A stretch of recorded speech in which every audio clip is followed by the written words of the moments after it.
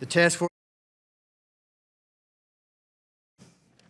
title of today's task force hearing is Preventing Cultural Genocide, Countering the Plunder and Sale of Priceless Cultural Antiquities by ISIS. Without objection, the chair is authorized to declare a recess of the task force at any time. And without objection, all members will have 5 legislative days within which to submit extraneous materials to the chair for inclusion in the record. Without objection, members of the full committee who are not members of the task force may participate in today's hearing for the purpose of making an opening statement and questioning the witnesses. The chair now recognizes himself for 3 minutes for an opening statement. I want to thank everyone for joining us today for the 8th hearing of the House Financial Services Committee Task Force to investigate terrorism financing. I'd again like to thank Chairman Henserling and Ranking Member Waters, as well as my colleagues here, for their unwavering support as we continue to investigate the threat of terror finance.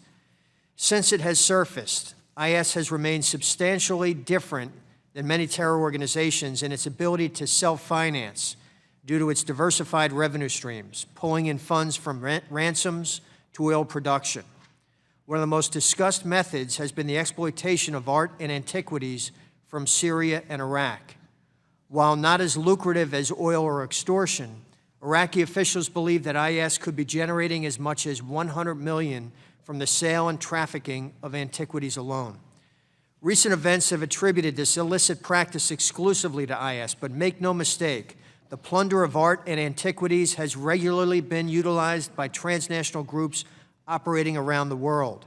It has been estimated that the profit of the traffic and sale of these cultural properties may range between anywhere from $3.4 and $6.3 billion annually. This crime has and will continue to be a global problem, which requires a coordinated international effort to combat. Furthermore, this issue hits close to home. The FBI has credible reports that U.S. persons have been offered cultural property that has appeared to have been removed from Syria. The United States must do its part in curbing the demand for these cultural and artistic pieces by taking another look at customer due diligence and improving coordination with our international partners. This is a revenue stream exploited by illicit actors around the world, and it cannot continue unabated. I believe that today's hearing with this expert panel of witnesses will help illustrate the scale and severity of this issue, as well as offer measures to best combat and diminish this despicable practice. At this time, I'd like to recognize this task force's ranking member, my colleague, Mr. Lynch from Massachusetts, for 4 minutes. Thank you, Mr. Chairman. I also want to thank Chairman Henserling and Ranking Members Warder, as well as Vice Chairman Pittenger, for holding today's hearing. And I would like to welcome and thank our distinguished panel of experts this morning for helping our task force with this important work. Today's hearing will focus on how the United States can counter the plunder and sale of priceless cultural antiquities by the Islamic State and others. The relevant themes of today's hearing, while focused on antiquities, are analogous to what we've seen throughout our task force hearings, especially those concerns related to trade-based money laundering. To cut off the flow of financing to terrorist organizations, we need better information sharing on all fronts, and this includes improvements in information sharing between government agencies, between countries, and with the private sector. We also need to be able to track the true owners of property, whether that property is an ancient artifact or a high-rise apartment building. We need to cut off trade routes that terrorist organizations use to funnel illicit goods, and we need a network of trade transparency units for proper customs enforcement. Thus, the same strategies we need to combat antiquities trafficking can be used in a broader strategy to combat ISIS. For example, in a previous hearing on trade-based money laundering, this task force discussed the routes that ISIS used to smuggle cash in and out of the territory it controls. We learned that many of these routes run through Turkey and Jordan.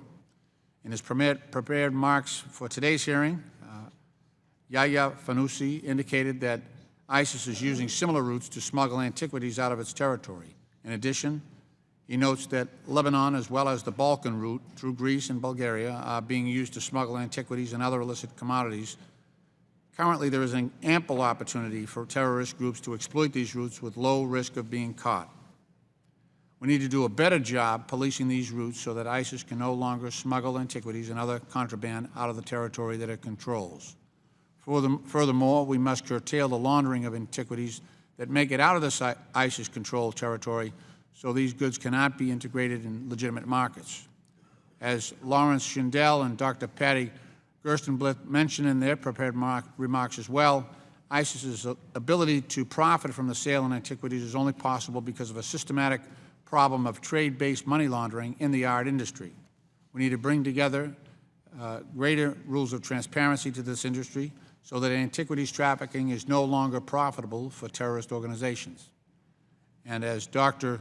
Gerstenblith suggests, to better track art and antiquities that enter the United States, we should require export declarations for art and antiquities worth more than $10,000, and also consider a tariff on imports of these items. I look forward to hearing the testimony from our witnesses so we can further examine this issue in greater detail, and I yield back the balance of my time. I now recognize for an opening statement the Vice Chairman of the Task Force, Mr. Pittenger of North Carolina, for 2 minutes. Thank you, Mr. Chairman, and thank you for your dedication and hard work on these important issues.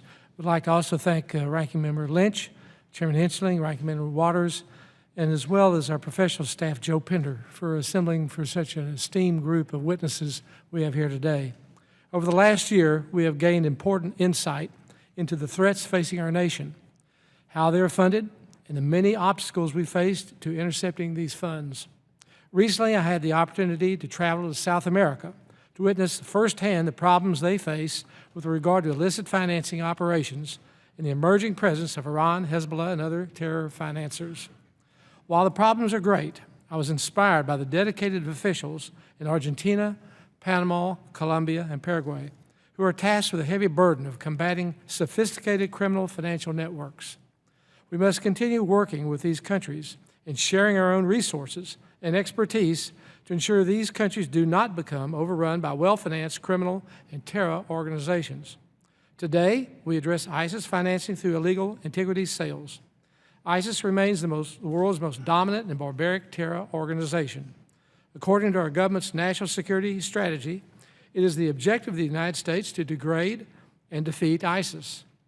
While this administration's overall strategy remains questionable, both parties can agree that preventing the flow of dollars to fund ISIS and its caliphate must remain a top priority of our government.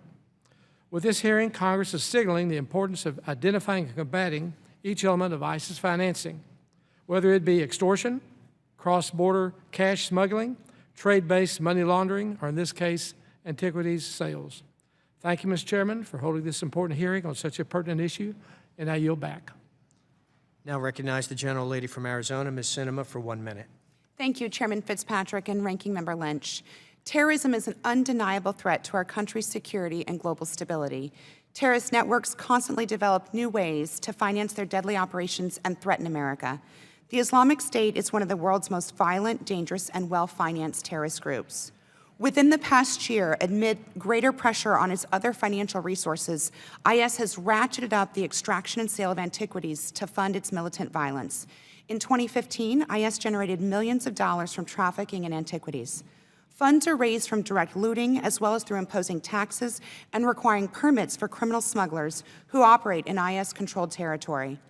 The impact of these actions goes beyond the financing of terrorism. The destruction or sale of these antiquities is also part of IS's apocalyptic worldview, in which anything outside of its perverse and disgusting vision of Islam must be destroyed. The loss of these historical treasures is a tragedy. To keep our country safe, we must be one step ahead of IS, cutting off its funding and stopping its efforts. I appreciate hearing from our witnesses about addressing this threat and defeating IS. I yield back. We now welcome our witnesses. Mr. Robert Edsel is our first witness today. Mr. Edsel is the author of several nonfiction books, including Rescuing Da Vinci, The Monuments Men, Allied Heroes, Nazi Thieves, and The Greatest Treasury Hunt in History, as well as Saving Italy, The Race to Rescue a Nation's Treasure from the Nazis. He's co-producer of the documentary film, The Rape of Europa, and the founder and president of Monuments Men Foundation for the Preservation of Art. Most famously, Academy Award winner George Clooney directed and starred in a film based on Mr. Edsel's book, The Monuments Men, which was released on February 7, 2014. Raised in Dallas, Texas, Mr. Edsel graduated from St. Mark's School of Texas and Southern Methodist University. He's been awarded the Texas Medal of Arts Award, the President's Call to Service Award, Hope for Humanity Award, presented by the Dallas Holocaust Museum. In 2014, he was presented with the Records of Achievement Award from the Foundation for the National Archives, which recognizes an individual whose work has fostered a broader national awareness of the history and identity of the United States through the use of original records. He serves as trustee of the National World War II Museum in New Orleans. Mr. Yahya Fanoussi is Director of Analysis at the Center on Sanctions and Illicit Finance at the Foundation for Defense of Democracies. Yahya spent 7 years as both an economic and counterterrorism analyst in the CIA, where he regularly briefed White House-level policymakers, U.S. military personnel, and federal law enforcement. After government service, Yahya worked in a small consulting firm where he led a team of analysts working on a multi-billion-dollar recovery effort involving a global corruption ring. He then operated his own consulting practice, training firms specializing in strategic analysis and business due diligence. Yahya received a MA in International Affairs from the Columbia University's School of International and Public Affairs and a BA in Economics from UC Berkeley. Dr. Patty Gerstenblith is a distinguished professor at the DePaul University School of Law. Patty Gerstenblith is a distinguished research professor at DePaul University and director of its Center for Art, Museum, and Cultural Heritage Law. She's founding president of the Lawyers Committee for Cultural Heritage Preservation, a director of the U.S. Committee of the Blue Shield, and senior advisor to the ABA's Art and Cultural Heritage Law Committee. In 2011, she was appointed by President Obama to serve as the chair of the President's Cultural Property Advisory Committee in the U.S. Department of State. Previously, she was editor-in-chief of the International Journal of Cultural Property. Dr. Gerstenblith received her bachelor's from Bryn Mawr College, PhD in art history and anthropology from Harvard University, and JD from Northwestern University. Dr. Amar Al-Assam is an associate professor at Shawnee State University. Al-Assam is an associate professor of history and anthropology in Ohio. He was educated in the UK, reading archaeology of Western Asiatics at the University College London, and graduated with a doctoral degree in 1991. He was the Director of Scientific and Conservation Laboratories at the General Department of Antiquities and Museums in Syria and taught at the University of Damascus until 2006. From 2006 until 2009, he was visiting assistant professor at Brigham Young University. Al-Assam is an active member of the Syrian opposition and serves on the executive committee of the Day After Project. Mr. Schindel is chairman of the U.S. New York headquartered RS Title Insurance Corporation, a division of the NASDAQ-traded Argo Group, an international insurance company. RS Title Insurance Corporation is the world leader in securing legal ownership to non-real estate property assets for multiple industry sectors. Mr. Schindel regularly advises, speaks, and writes internationally on the legal title risks inherent in the global art and collectibles market for a range of industry stakeholders and participants. Mr. Schindel holds a bachelor's from the University of Wisconsin-Madison and a Juris Doctorate from Emory University School of Law. The witnesses will now be recognized for 5 minutes each to give an oral presentation of your written remarks. Without objection, the witnesses' written statements will be made part of the record following their oral remarks. Once each of the witnesses have finished presenting their testimony, the members of the task force will have 5 minutes within which to ask questions each. On your table, there are three lights. One is green, one yellow, and one red. Yellow means that you have 1 minute remaining. Red means your time is up. So the microphone is sensitive. We'd ask the witnesses to make sure that you're please speaking directly into it. And with that, Mr. Edsel, you're recognized for 5 minutes. Thank you, sir. Can you turn the microphone on, please? I'd like to extend my thanks to Chairman Fitzpatrick, Ranking Member Lynch, and the members and staff of the task force for including me in these important deliberations. Evidence that ISIS has sanctioned the looting and sale of antiquities to generate revenue for terrorism is a game changer. It compels us to think about the ownership of art, the responsibility of the art trade and collectors, and the role of the federal government differently than ever before. We cannot say we weren't warned. As recently as 1981, monuments man Mason Hammond, the only monuments officer to see duty in Italy and Germany, and an important advisor to General Eisenhower's staff, urged all those willing to listen, quote, Planners for future hostilities tend to think in terms of the last conflict, but any consideration of the different ways in which the First and Second World Wars were fought demonstrates the fallacy of such an approach. If this generation wishes to leave to its children the cultural treasures that it has enjoyed, such planning should be encouraged. Hammond's warning went unheeded, but as events in Iraq in 2003 and more recently in Syria have painfully demonstrated, he was right. The Monuments Men saw firsthand that the destruction of cherished artistic and religious treasures is the starter gun that precedes genocide and the human suffering that follows. It proved true in Nazi Germany, in Bosnia-Herzegovina, in al-Qaeda-controlled areas of Afghanistan and Mali, and now in ISIS-administered portions of Syria and Iraq. Ignoring this early warning sign denies our nation the chance to act. We can only react. Organizations that are charged with preserving our cultural heritage are instead relegated to bearing witness to its destruction.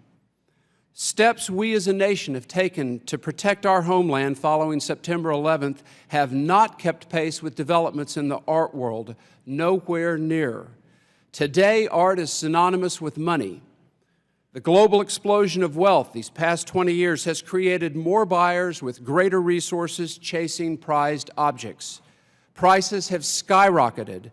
Consider that a painting by Picasso that sold for less than $200,000 in 1956 recently sold for $180 million, a sculpture by Giacometti for $141 million, a drawing by Raphael for $50 million. The sums are staggering, and yet regulatory authorities have not created and applied the same level of control procedures in the art market as we have in other areas of commerce involving similar sums of money. This creates a weakness that ISIS and others, tax cheats, those in possession of looted paintings and objects, and smugglers can exploit. The very profitability of art and antiques, and sometimes their relatively small size, facilitates movement, sometimes into hiding places out of view by tax authorities, Nazi-looted claimants, and other victims of theft.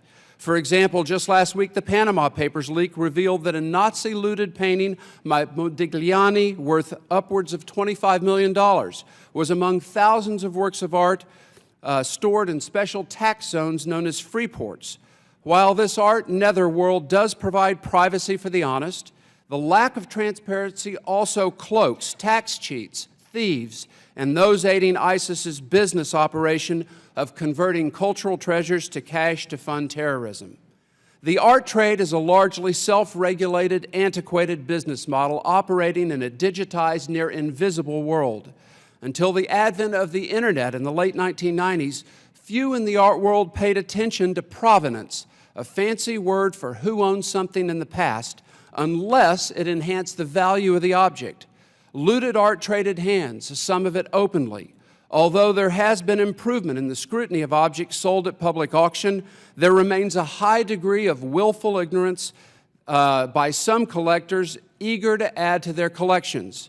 Worse still is their lack of knowledge about the history of what they already own.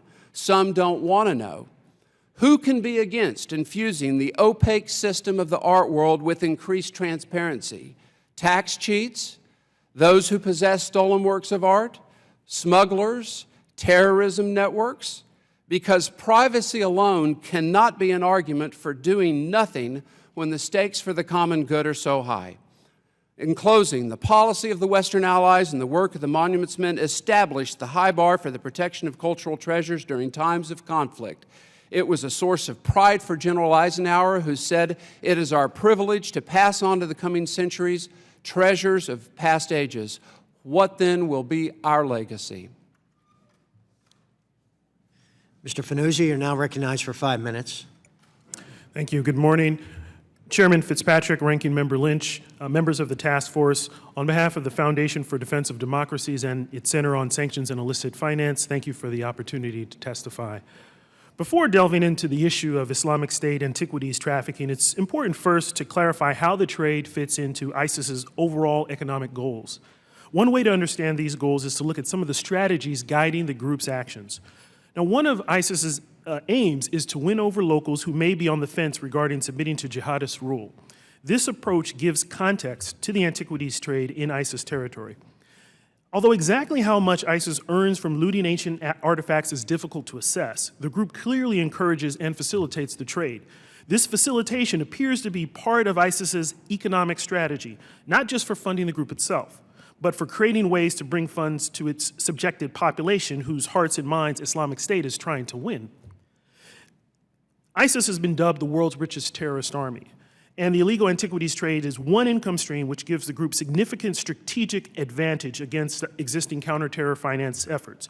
The trade's main target buyers are, ironically, history enthusiasts and art aficionados in the United States and Europe, representatives of the societies which ISIS has pledged to destroy. This poses several challenges to policymakers, but there may be opportunities for us as well. Now, ISIS has access to roughly 5,000 archaeological sites and probably has earned several millions of dollars from antiquities trafficking. And some of the looting appears to be conducted by local populations who sell amid an economically devastated environment where ISIS already taxes and confiscates other earnings and possessions. The importance of this trade for ISIS lies not just in the funding, but in the market's strategic and operational benefits. The illegal trade of artifacts generally doesn't risk provoking outside military attacks. It's not likely that the excavation sites are going to be bombed or provoking local rebellion. The pipelines that move antiquities to market invariably transit states bordering Syria and Iraq. Turkey and Lebanon are the best documented among these. European border states also play an important role. These pipelines are well known for other illicit commodities, but less understood in the context of antiquities. The Balkan route into Europe through Greece and Bulgaria is a known path for drugs and migrants and probably plays a role in antiquities trafficking. So the global annual trade in illicit art and antiquities is hard to stop. Looted objects are hidden away for long periods. False documentation on their provenance is routine, and transactions have proven difficult to track through traditional customs enforcement and financial intelligence. The challenges are great, necessitating new means to counter them. The following are some recommendations that may help policymakers address this trade. 1, imposing terrorism sanctions on artifact smugglers and dealers. Even a handful of strategic terror financing designations by OFAC, the EU, and the UN imposed on the worst offenders would likely have a chilling effect on both sellers and buyers, given the financial risks and fines associated with sanctions. 2, making antiquities looting an intelligence and law enforcement priority.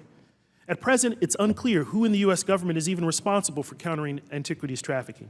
Reform can only come about by declaring this issue a national security priority. The U.S. government must designate a lead organization and provide adequate authorization and resources. 3, incorporating cultural property crime awareness into the intelligence community and U.S. Special Forces training. Threat finance is already emphasized in courses taught at the Joint Special Operations University, but such courses do not appear to highlight antiquities despite their role in terror finance. Antiquities trafficking should be included in future coursework. 4, expanding registries of art and antiquities. Now, registries of stolen art and antiquities are commonplace, but new technologies make it possible for art and artifacts to be tagged and tracked in real time, even using DNA markers. So over time, by tagging a large number of objects with unique identifiers, a better chain of custody can be created. These recommendations are just a few of the steps that will undoubtedly, in what will undoubtedly be a long, complex, and multifaceted battle. Law enforcement and intelligence officials should pay close attention to the antiquities trade emanating from Syria and Iraq, not just because they need to know precisely how much money ISIS brings in.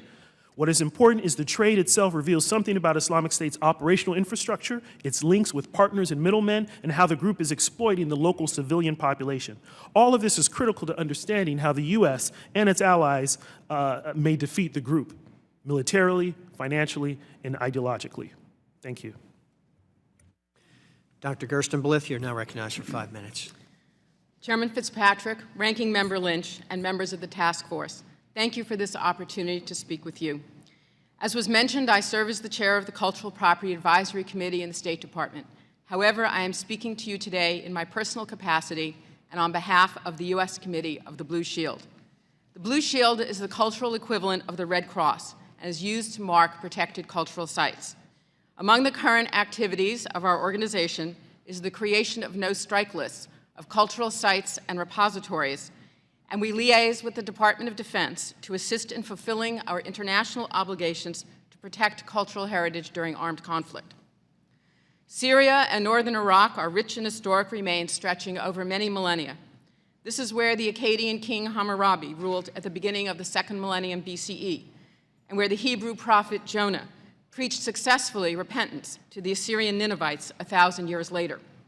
Historic remains represent the successive cultures of the Greeks, the Romans, the Byzantines, and the Islamic and Ottoman periods, as well as many faiths, including Judaism, Christianity, and Islam, and minority groups such as the Yazidis, Zoroastrians, and Druze. Syria is home to 6 World Heritage Sites and 12 tentative World Heritage Sites. When an archaeological site is looted, the contextual relationship among the artifacts and other remains is destroyed, thereby permanently preventing us from fully understanding and reconstructing our past. Unfortunately, the looting of archaeological sites is big business, often carried out on an organized, industrialized scale and in response to market demand. In many of these sites are unknown before they are looted. As cultural objects move from source, transit, and destination countries, different legal systems create obstacles to interdiction of objects and prosecution of crimes, and they allow the laundering of title to these artifacts. The United States is the single largest market for art in the world, with 43% of market share. Because of the availability of the charitable tax deduction, the ability to import works of art and artifacts without payment of tariffs, and because of artistic preference, the United States is the largest ultimate market for antiquities, particularly those from the Mediterranean and Middle East. Antiquities freshly looted from the ground have no established value and no documented history. They can be mined from the ground as new commodities. Therefore, they are the perfect vehicle for moving funds and value around the world and for supporting illegal activities, such as trade-based money laundering, purchase of drugs and weapons, organized crime, and terrorism. Because of the unknown nature of recently looted antiquities, databases of stolen art are, for the most part, useless for regulating the antiquities trade, and technologies that would tag cultural objects would, in my opinion, be similarly ineffective. Both ISIL and the Assad regime are participating in looting and are realizing income from the sale of antiquities. Diachronic studies of satellite images of archaeological sites reveal historic patterns of looting pre-conflict.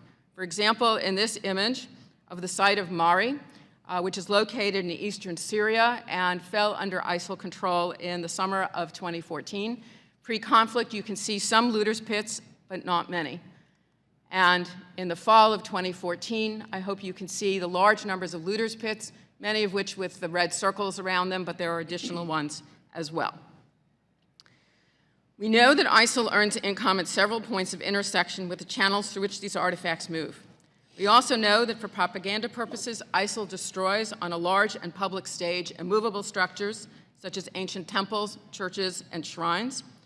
They also destroy artifacts that are documented in museum collections and that are too well known to sell or too large to move. But away from public view, it orchestrates the looting of antiquities, charging for licenses, taxing the smugglers, and selling the artifacts or taxing their sale. You will hear more about this from Dr. Al-Azam. Yet there are steps that the United States can take that impose little cost and no risk to American citizens, because these are steps that we can take here in the United States, but that would also reduce the economic reward to ISIL. First of all, returning to the House next week, I hope, will be H.R. 1493, will impose import restrictions on cultural materials illegally removed from Syria after the beginning of the rebellion in March of 2011. Second, take up H.R. 2285 to improve customs enforcement of existing law. Third, encourage law enforcement to refocus attention away from forfeiture and repatriation of objects and toward criminal prosecutions so the criminal networks can be dismantled and higher-level actors reached. Fourth, foster greater transparency and accountability in the market by, among other things, requiring documentation of ownership history upon sale or donation to charitable institutions. And finally, we should be looking prospectively towards places where ISIL is moving, such as Libya, which is also home to many archaeological sites. We need to develop a proactive rather than reactive way of dealing with the problem of antiquities, looting, and marketing. Thank you for this opportunity to address the task force. I look forward to answering your questions. Thank you, Doctor. Dr. Al-Assam is now recognized for 5 minutes. I'd like to begin by thanking the Finance Committee and its task force for inviting me to testify on such an important subject. I will focus my remarks on 3 key points. One, when ISIS took over large swathe of territory back in 2014, it essentially took over a pre-existing situation of looting. ISIS did not start the looting, it just carried it on. Moreover, it actually institutionalized the process and intensified it to a great degree. In fact, what we can say is that ISIS sees cultural heritage as a resource to be exploited like any other. And we know this because ISIS has a dedicated department for the administration of the looting of antiquities. You can see here, for example, this is one of their offices in the city of Manbij, and it is placed under the Diwan al-Rikaz. Diwan al-Rikaz means the Office of Resources, which also manages oil revenue, taxation, and any other source of revenue that ISIS cares to use. Through this office, licenses like this one are issued to looters, which are then which allow the looters, gives them permission to go out and loot archaeological sites. In fact, the purchase of a looting license is a source of revenue, as are extensions, as you see in this case here. This looter, having dug up the site, decided he needed an extension, so he purchases an extension, and then needed to use heavy machinery. So in the second image on the right, you can see that he purchases an actual extension to his license to allow him to use heavy machinery. The heavy machinery, you can see it here now being used to gouge chunks of earth out of the site. And if you don't think that this is producing good material, here are some of the finds that came out of this one licensed site that was being looted. Not only these pieces of pottery, but also, as you can see, these bronze and metal items, all dating or coming from a Bronze Age tomb complex.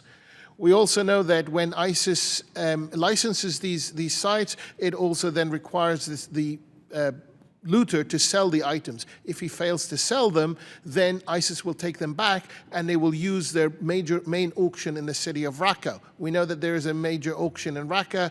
It operates on a regular basis, sometimes as often as 3 times a week when necessary. These 2 items there were recently looted from the city of Palmyra just before ISIS was forced out of the city, and they were sold about 3 weeks ago in the Raqqa auction. I believe the asking price was $150,000. I cannot confirm whether that was the price that was achieved, but that was the asking price. ISIS, as Patty mentioned, also destroys cultural heritage. It does so, however, for propaganda purposes. It loots what it can sell, it destroys what it cannot. Large monuments like these end up being destroyed because they allow ISIS to demonstrate its ability to act with impunity and the impotence of the international community to do anything about it. It's a powerful propaganda tool. ISIS exploits it and uses it to great effect. In terms of, also just to point out to you that it is not just ISIS that loots. Looting was also done by the regime. These 2 items were looted from Palmyra, but this was when it was under regime control, and they are currently also on sale in Syria and about to be exported to Turkey by the dealer who has them. And he purchased them from an army officer 1 year before ISIS took control of the site. What can we do about this? The destruction efforts are being done to protect cultural heritage inside Syria. 70% of Syria's cultural heritage is actually outside regime-controlled areas and outside the reach of its government institutions. Therefore, it falls on non-state actors, to local activists, museum curators, archaeologists, to try and do something, and NGOs like The Day After with its Heritage Protection Initiative. We try to do what we can. We try to monitor this damage. We try to monitor this destruction. We try to document any activity that occurs related to this. But at the end of the day, we're just civilians. We don't have the institutional support. We do get some help from organizations here in the United States, like ASO, the American School of Oriental Research, Penn Cultural Heritage Center have supported us, and as does the Antiquities Coalition and others. But this support is actually limited and hardly addresses the scale of the catastrophe that we are facing. I would also touch upon the importance of why it is necessary to save this cultural heritage. I'm out of time, so I would be happy to answer that during questions. Thank you. Thank you, Dr. Al-Assam. Mr. Shindell, you're recognized for 5 minutes. Chairman Fitzpatrick, Ranking Member Lynch, and members of the committee and task force, thank you for inviting me to testify. I also would like to thank the task force itself for its work to highlight the complex nature of terrorism financing, including the weekly news clips emailed to interested stakeholders on the subject. I've submitted my more detailed written testimony for the record, so I'll focus on 2 points. One, the problem of terrorism financing through conflict zone looting of cultural objects relates to the broader problem of money laundering in the global art industry, as Representative Lynch, you accurately pointed out. The need is for improved AML compliance and connection with art and cultural objects as an asset class, which can only happen at the intersection of the art and financial industries.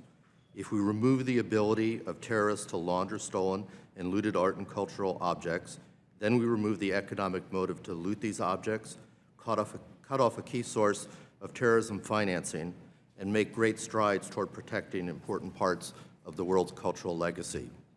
2, effective solutions are now within reach. ARIS has been reviewing with the trade and financial regulators in the US, UK, Switzerland, Luxembourg, and Belgium information-based technology solutions to bring transparency to global art and antiquities transactions. At home, ARIS believes that FinCEN has the ability to use its authority to bring greater transparency and information sharing to the art and antiquities market through partnering approaches with the U.S. Treasury and FinCEN, which I'll discuss in a moment, to detect and share information on anomalistic patterns of behavior in art industry financial sector transactions. These patterns, if identified, can signal terrorism financing through looted art and cultural objects, as well as trade-based money laundering in the art industry generally. ARIS's lens on these issues stems from its role as the leading title insurer in the industry, servicing the broad range of stakeholders from the financial markets lending against the asset class, capital markets investing in the asset class, and the nonprofit museum community, as well as the trade.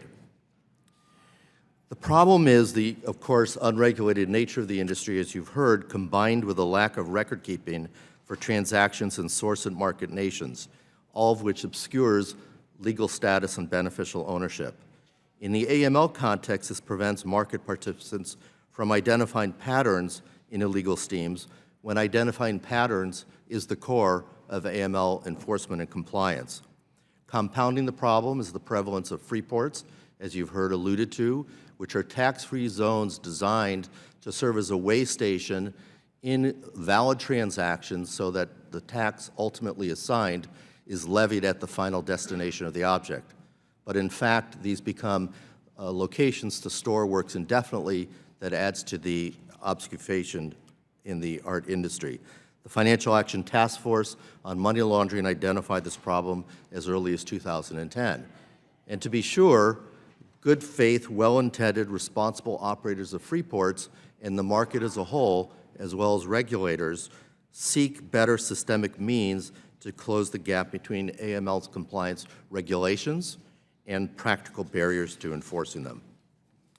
So simply put, attacking terrorism financing using cultural objects and art is impeded by the current inability to cross-reference independently reported and organized pieces of information to identify anomalies and suspicious activity.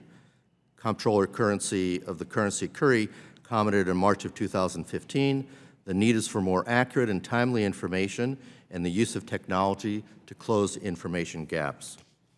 We believe FinCEN has the authority to place our title insurance companies under the BSA for information sharing with safe harbor protection to ignite this kind of solution in the industry that would enable detecting effective patterns. Lastly, I mentioned technology solutions which are now underway to address the lack of accurate information reliably linked to artistic and cultural objects. Currently at the State University of New York's campus at Albany, through a nonprofit organization called the Global Center of Innovation for I2M Standards, standards-based solutions similar to NIST, ISO, ANSI, to enable technologies, the equivalent of a nanoscale vehicle identification number for artistic objects and cultural objects, is now within reach to anchor objects so that this information can be generated in the industry and provide reliable information. Thank you. Thank you, Mr. Schindel, and thank all the witnesses for their testimony here today. We're now going to move to the members' questions. First, I'm going to recognize the gentlelady from Missouri, Representative Van Wagner, who had previously served as ambassador to Luxembourg, which gives her a unique perspective on this particular subject. The gentlelady is recognized for 5 minutes. Thank you, and I thank the chairman for his courtesy in letting me jump ahead here. Thank you all for appearing before the task force today to discuss key element that terrorists abroad are using in order to obtain illicit financing. Antiquity smuggling and the sale of cultural artifacts has frankly been occurring since the 80s and 90s under the regime of Saddam Hussein, as you well know, in order to avoid international sanctions. And today, the Islamic State is using it to raise financing to fuel their operations and expend terrorism worldwide. Understanding the prominence of this activity and how it intersects with our financial institutions and markets is critical to cutting off this source of funding for terrorists and aiding in our efforts to eliminate ISIS. Mr. Schindel, it is great to see you again. Mr. Schindel came to meet with me and my office back, I guess, beginning of 2015, and we've been exploring this issue ever since. In your testimony, you note that anti-money laundering and counter-terrorism financing laws are limited when it comes to the trade of cultural property because they are not explicitly covered in those laws' standards. How can we best address money laundering through the art trade, sir? It really comes back to organizing the information. So we've heard a lot of testimony, which is important, about on-the-ground means to prevent the looting of the object specifically, but once it leaves the ground and enters the trade, it's the lack of a systemic system to monitor what's happening to that object. And so between gaps in information, unreliability of information because of lack of means to verify, an export document may be a forged document. And so what happens is there's a specific strategy in many circles of the industry to move up the ladder from less important trade sources to more important ones, and each step of the way creates a veneer of credibility so that when the object gets to the good faith market, everything's out of control. And so a means that anchors information every step of the way would shut down the problem. Great, and I'm sure you're keeping up with current events. Was there an issue with stolen art involved in the recent Panama Papers issue? Again, could you please briefly discuss the details of that? So the Panama Papers situation highlights what effectively becomes the black hole in the industry because of lack of transparency. So while none of us knows more than what's been reported in the media so far on many objects that are implicated in that, the real problem is one doesn't know because of the lack of transparency. So yes, stolen objects may end up in tax-driven facilities anchored in Panama, which enables hiding that kind of information. So a uniform system that all can be a part of and buy into across the board is what is, I'm assuming, necessary in this space. You mentioned briefly, Mr. Schindel, that your company submitted a request to FinCEN, I believe in 2014, that art title insurance be subject to Bank Secrecy Act. Could you please explain why you made that request, sir?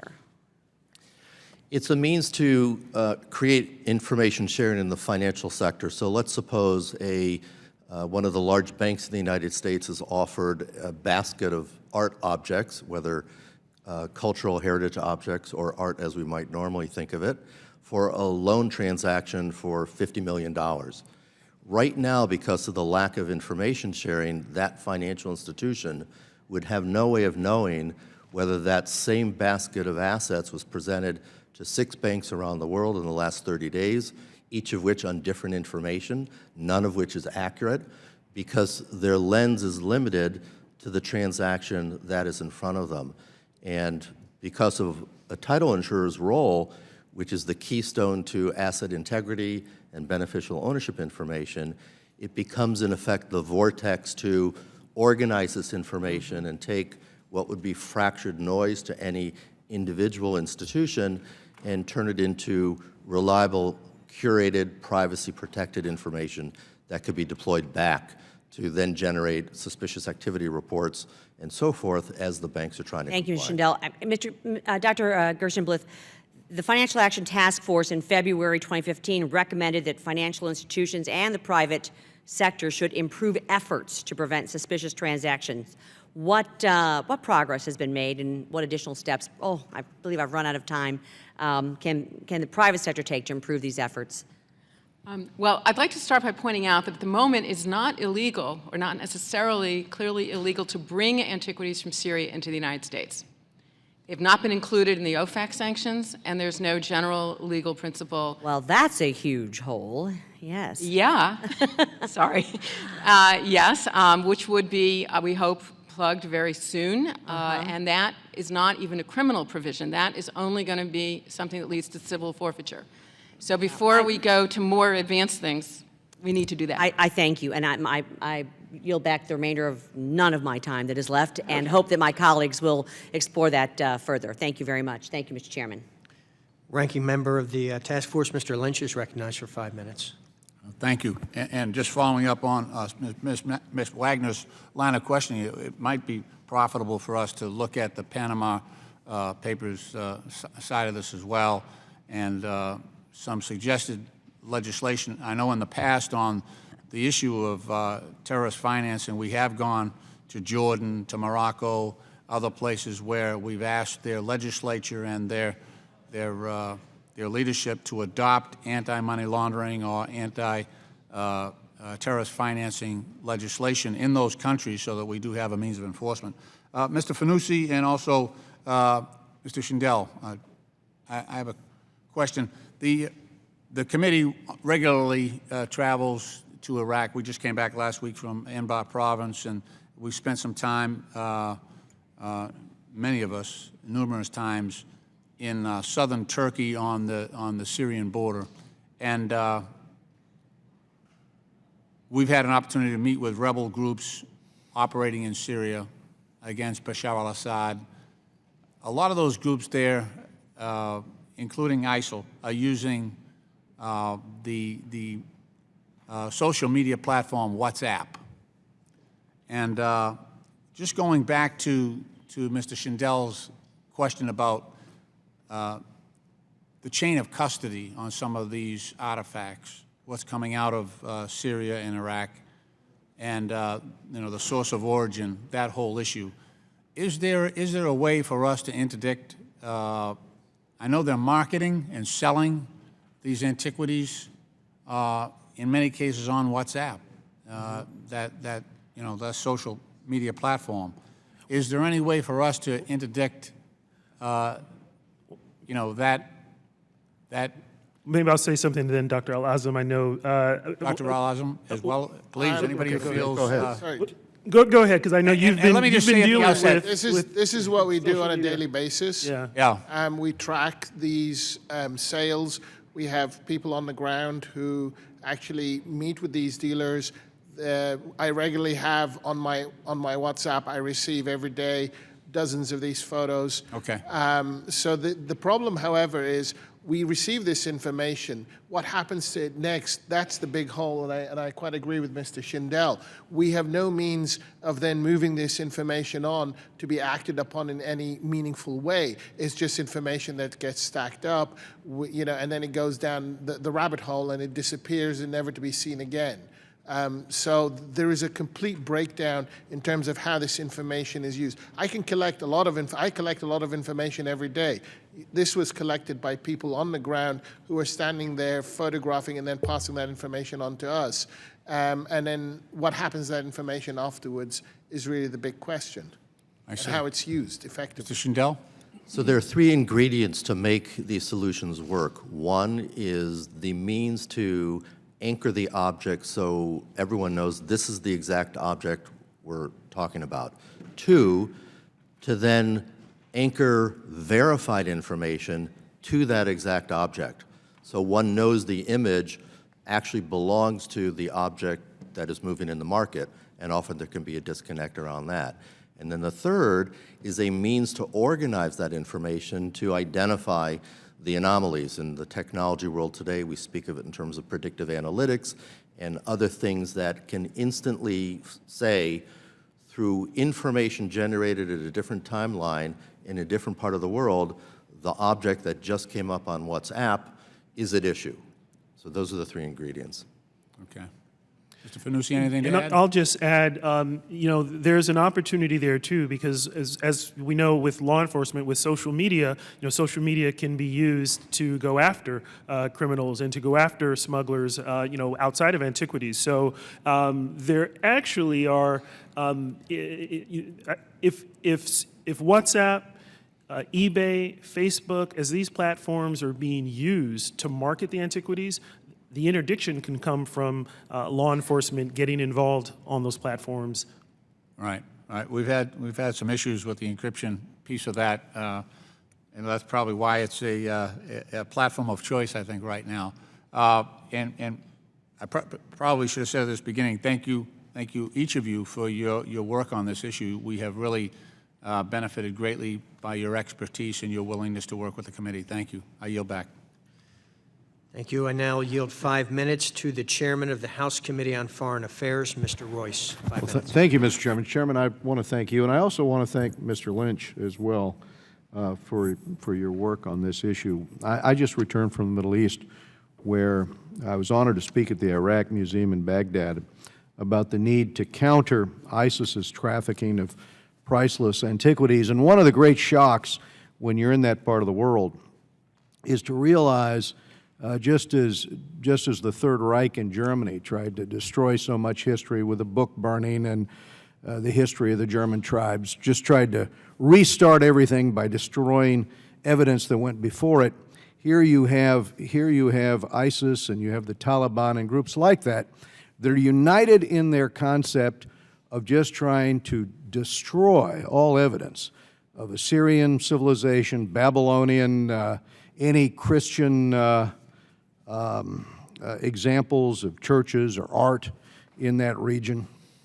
And I think the appalling aspect of it, when you consider that you see some of these ISIS spokesmen and other Islamists talk about taking the pyramids down brick by brick, you begin to realize, from what we saw in Afghanistan as well, when they talk about wiping out evidence of Buddhist civilization, they mean it. They really are committed to this goal. Palmyra would be a case in point.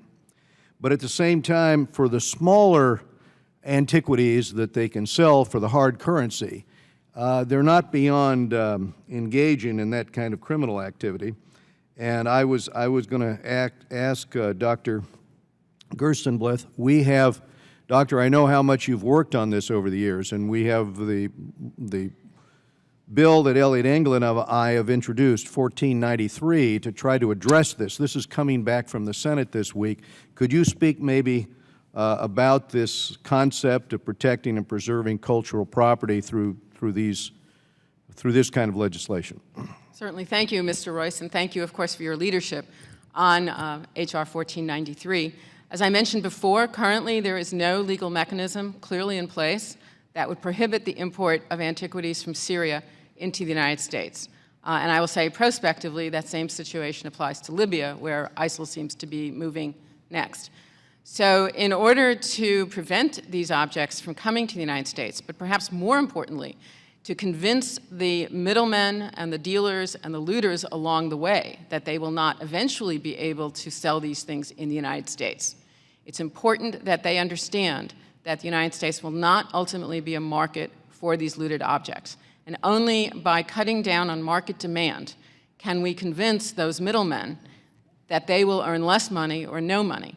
And it works its way back the chain to the people on the ground. And in that way, if these objects are not saleable, then the ISIL will also earn less money from the antiquities looting. And we also were in North Africa, in Tunisia, and we saw the results of the attack there on the museum in Tunisia. This is ISIS now in Libya that comes over the border and carries out attacks specifically against museums and, of course, in Libya also they're destroying these cultural artifacts that date back to the Carthaginian period or Roman and Hellenic periods.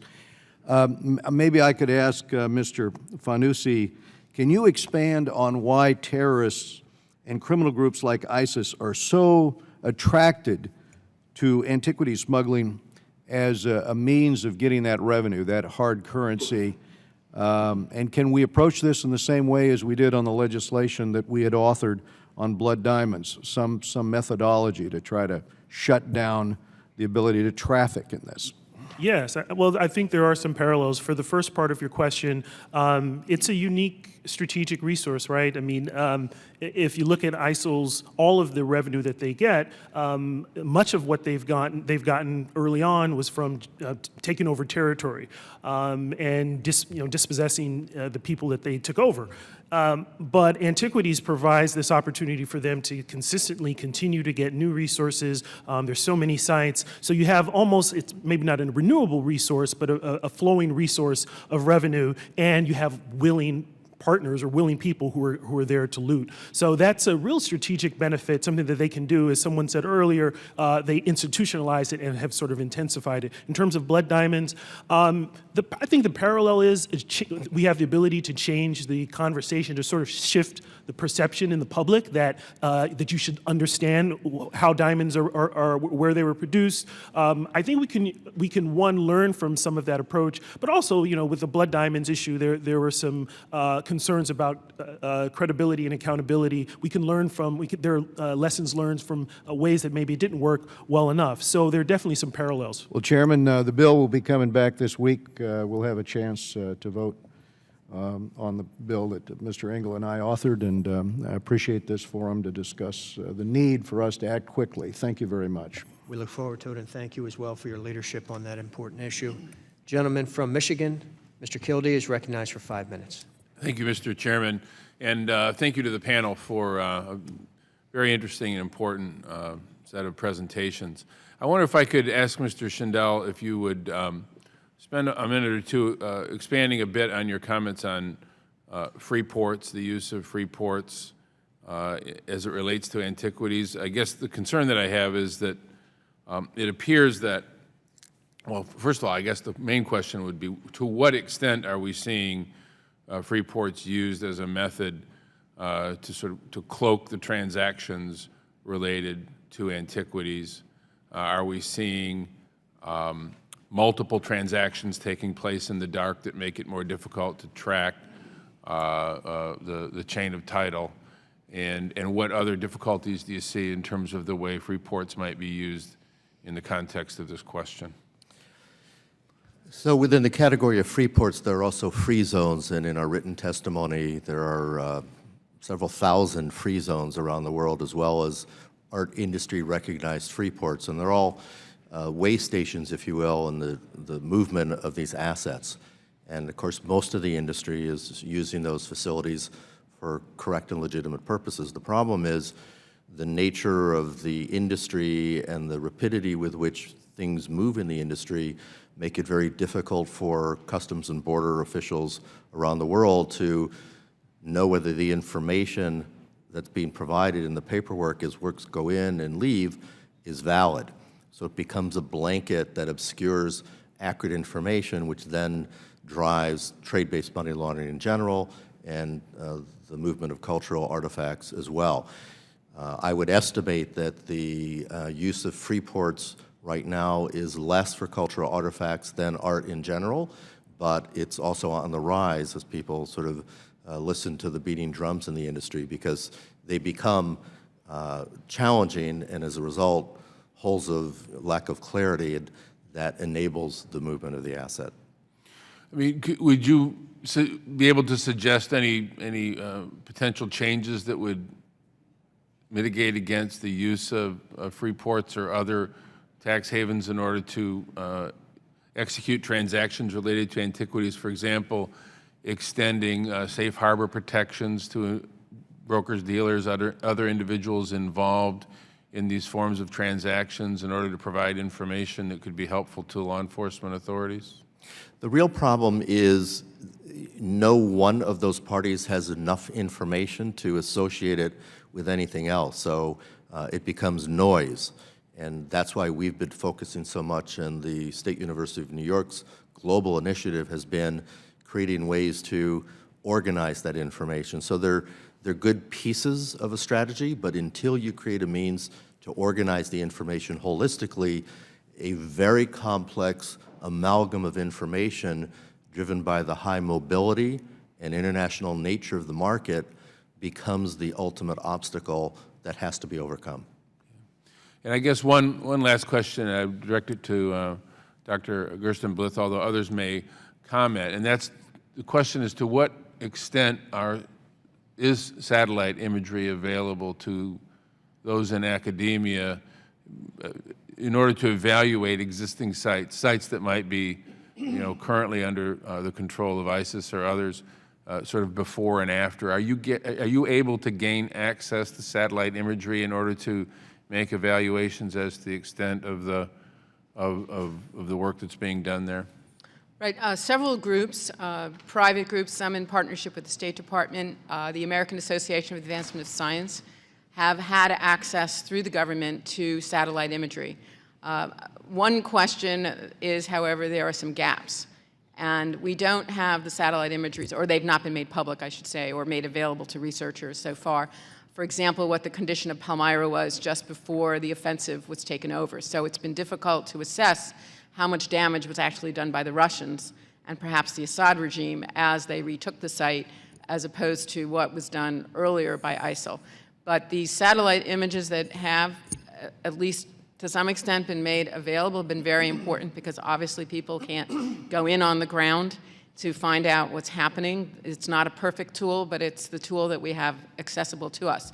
And from that, there is a group at the University of Chicago that is working to actually quantify not only the numbers of holes in the ground, which of course there are many, thousands and thousands, but also to determine, based on excavation reports of those sites, how many objects are coming out. And again, by using algorithms spread out over periods of time and large quantities of data, to come up with an actual assessment of how many and what types of artifacts have been looted under ISIL control, and then an in-depth market study also over a large quantity of data to try to come up with a realistic number of dollar figure of how much money are we talking about.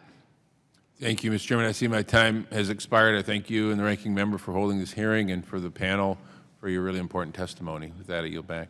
Thank you, Mr. Kildee. The chair now recognizes the Vice Chairman of the Task Force, gentleman from North Carolina, Mr. Pittenger, for 5 minutes. Thank you, Mr. Chairman. Mr. Shindell or Dr. Al-Azim, what are the legal privacy laws that would impede us in our ability to dealing with the art dealers, the financial institutions, auction houses, insurance companies, and transfer of information and suspicious activity? What can we do in that regard? I don't think the problem is the current state of the privacy laws, but rather getting the core information to then provide what the industry would refer to as curated, privacy-protected information. So if we go back to the example I used a minute ago of the bank loan scenario, where there were now a means to associate a series of transactions around the world that were the same assets to provide a response back to the current financial institution, that would then trigger the AML, suspicious activity reporting regime, and all the privacy issues around that with law enforcement. So what would then happen is the system would know there's suspicious activity around these particular objects that are being used potentially for some problem or another, whether it's trade-based money laundering or terrorist financing. And then the system we have in place would trigger under its existing rules and regulations. So I don't think we need a change in what's private or not, but organizing the information to provide curated,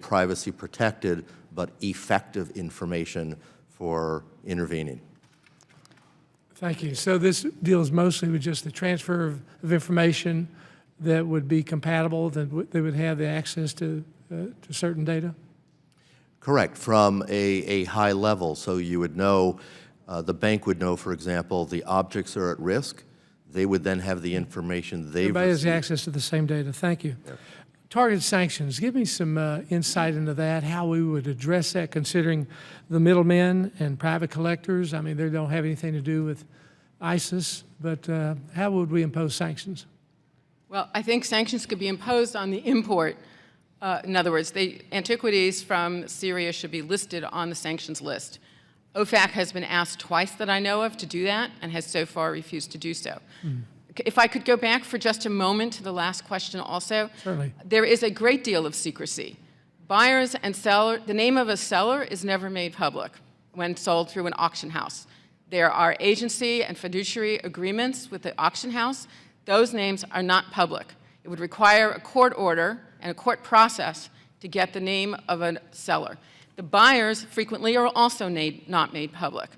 Things are sold through the internet without names at all. So I think there's a huge amount of secrecy. Maybe I'm looking at it on a more micro scale than Mr. Schindel is. Well, it's a real scale. I appreciate hearing But that. I think there's a lot that could be done that would require that kind of information.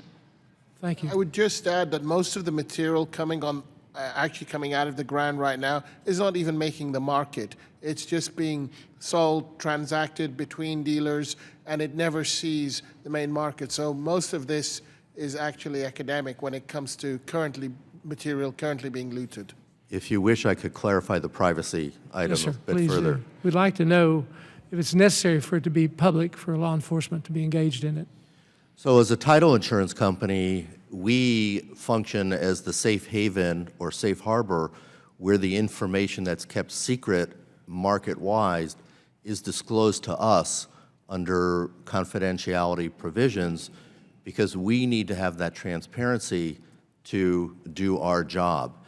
And that information only becomes relevant if there in fact is a problem or suspicious activity, and that becomes the information sharing element under the BSA, for example. So we would agree the industry in many respects operates for privacy reasons, many of which are legitimate, many of which are not, and that can be managed, but it's not as though the industry, from our standpoint, Thank you very, very much. Talk to me some more about money laundering and the art trade and what can be done there to address that issue. I believe that this is something like a bridge. Militarily, to take a bridge, you have to take it from both ends. So obviously there's the buying end or the demand end, but there's also the supply end. And I can really only speak to you on the supply side because that's the side I speak to and that's the side I work with. Really, the best thing we can do right now is to try and document as much as possible what is coming out of the ground, and that is really a huge task, and that is what we are focused on.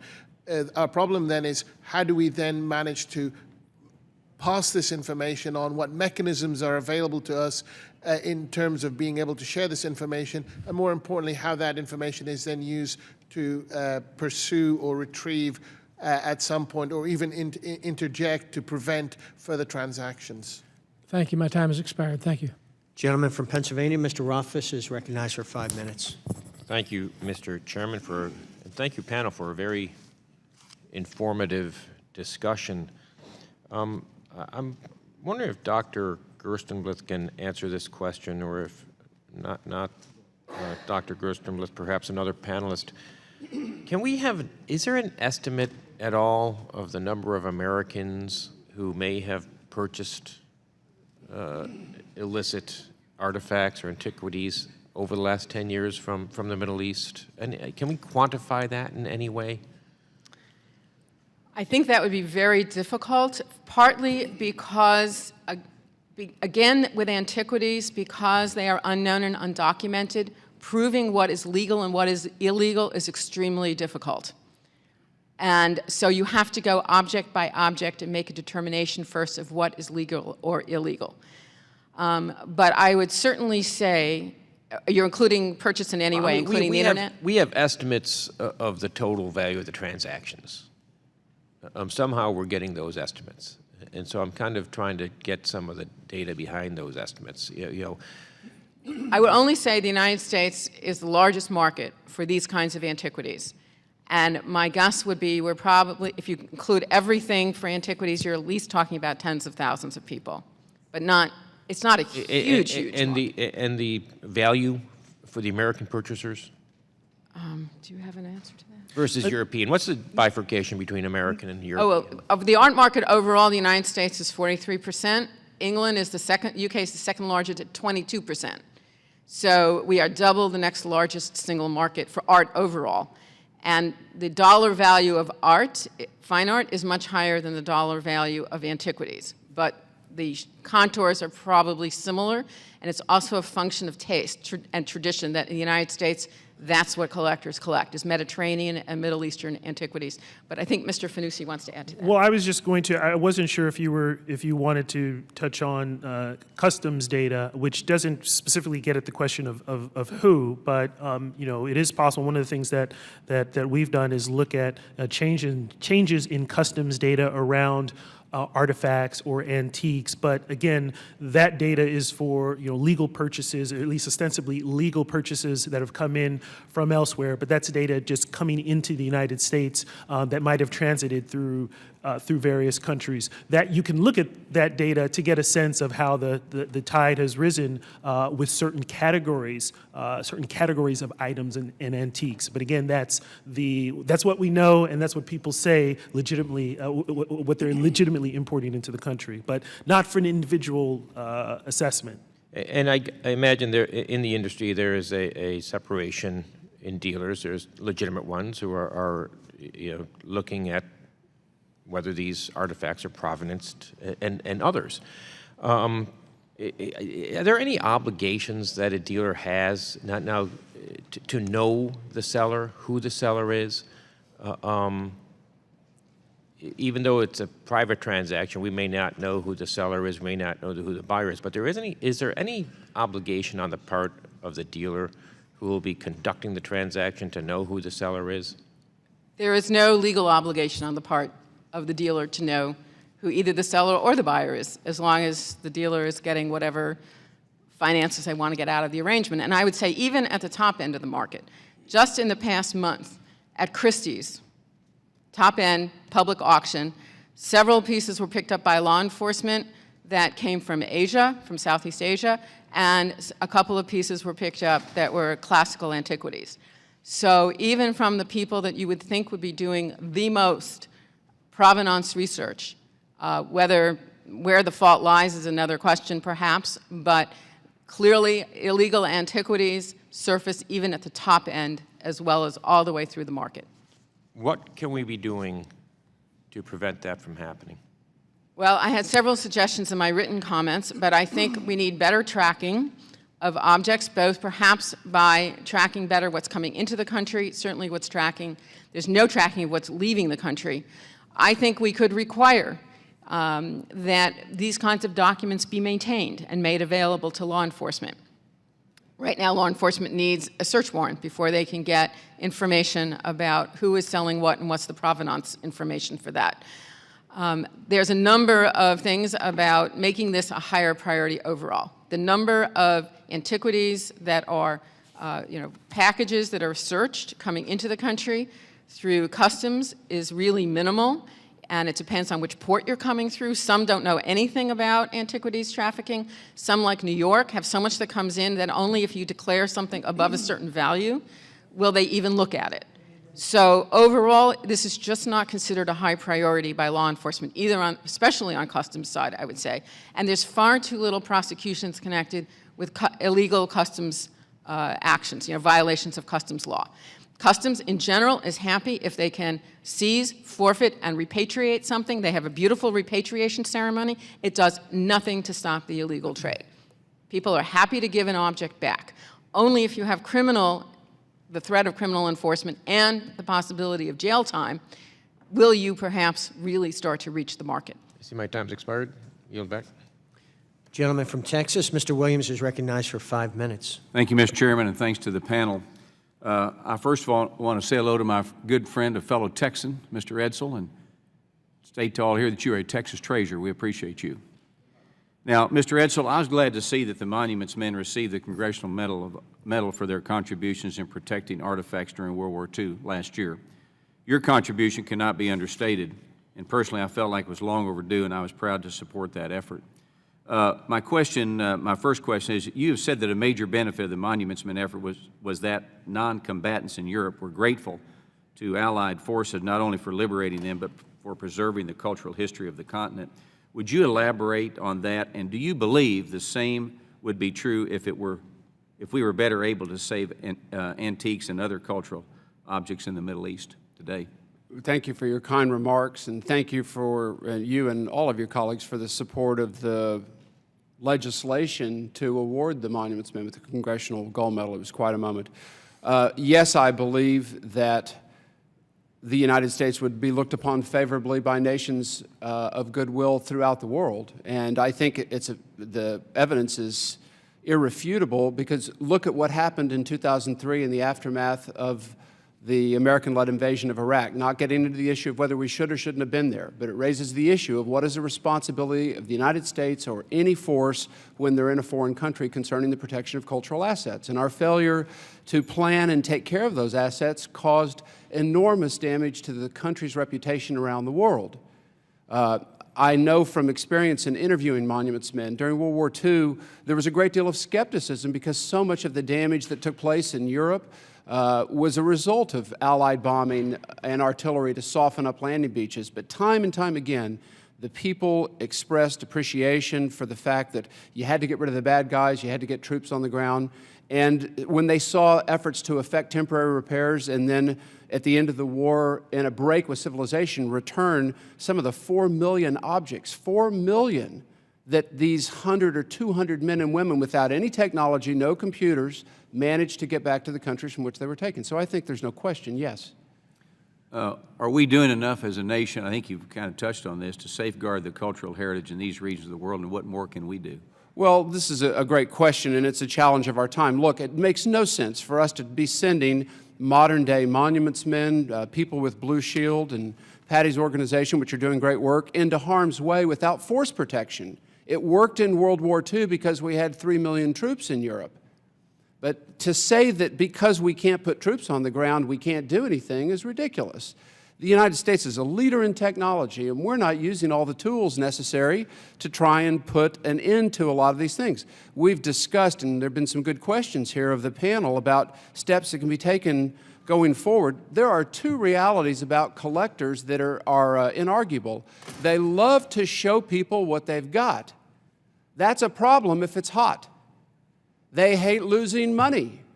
That's a problem if you demonetize illegally owned works of art. And I'm not talking just about objects that come from these war zones, but going back to Nazi-looted art. Works of art that were stolen from the Isabella Stewart Gardner Museum from Mr. Lynch's part of the world. Objects that are stolen from churches in Italy, all over the world. These things don't get stolen unless there's someone to buy them. They don't get stored in these tax-free zones unless someone thinks eventually the spotlight's going to move away and there'll be collectors that can buy them. So if we have some process to register works of art, perhaps there should be a threshold there where there's a clean bill of sale. You have this, your things, your work of art, whatever it is, a small object, a painting is known. There's no chance there's no concern about it being something that was smuggled. It's going to be a disincentive for people out there with lots of money to be out there buying these things, knowing that, where is your piece of paper? I don't want to buy this thing unless it's been cleared. Is it a huge challenge for us from a technology standpoint? Sure, it's work. But 100 to 200 monuments officers in the face of a war that claims 65 million lives, with no tools of technology, found and returned 5 million objects. So I'm not really interested in hearing someone tell me all the difficulties or why something can't be done today when we can read a credit card from space. So the technology's there. The question is the will there. And in the process of addressing the diminution or termination of the sale of looted antiquities, and in this kind of increased reporting, bring transparency, because who's against transparency? If we bring that into the arena, we're not only going to be cutting down on trafficking and sources for organized crime, for ISIS and other terrorist organizations, but the Internal Revenue Service is going to be getting more of the revenue that it's due, which is going to take a burden off of taxpayers that are having to carry the share of people that are trying to duck the system. It's going to return works of art to the places from which they were stolen. There's no downside to doing this. It's just a matter of the will. Thank you for your testimony. You sound like a guy from SMU. I yield my time back, Mr. Chairman. Gentleman from Arkansas, Mr. Hill is recognized for 5 minutes. Thank you, Mr. Chairman. Thank the ranking member for your work on this important topic. And Mr. Edsel, I was at the ceremony for the Congressional Gold Medal, and it was touching. It was great to see some of the remaining monuments men and their families there, and it was really touching. I want to start out and talk about motivation here. And isn't ISIS or other motivations in the destruction and marketing of these cultural items really an issue of trying to establish cultural superiority? Isn't that what drives people when they do this sometimes? If you look back at your experience in looking at Europe in World War II, didn't Hitler want to demonstrate cultural superiority and capturing all this art and having it and possessing it? Yes, it is a significant factor. There is no question that if you look over the 20th century, and we do a little bit of study of history here, the genocides that end up happening, the Holocaust during World War II, Jews weren't incarcerated and murdered immediately because there's a key component of the theft and destruction of these objects, and that's the process of humiliation. We're going to detain you. We're going to put you in concentration camps. But while you're alive, we're going to steal the things and destroy the things which define you as a civilization. And yeah, we're going to kill you later on, but we're not going to do it yet. And we saw this in Bosnia-Herzegovina. We've seen this in Mali, the destruction in Timbuktu of Islamic treasures by people that are purporting to be followers of Islam.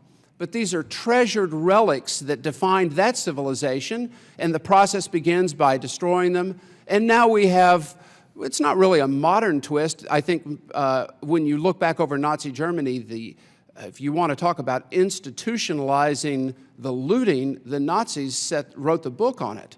The amount of resources that were dedicated in an organized way, troops, trucks, planes, trains, to move around all of the cultural treasures of Western civilization, from butterfly collections to the church bells in the cathedrals, to paintings, to drawings, to statues, was extraordinary and a distraction to the war.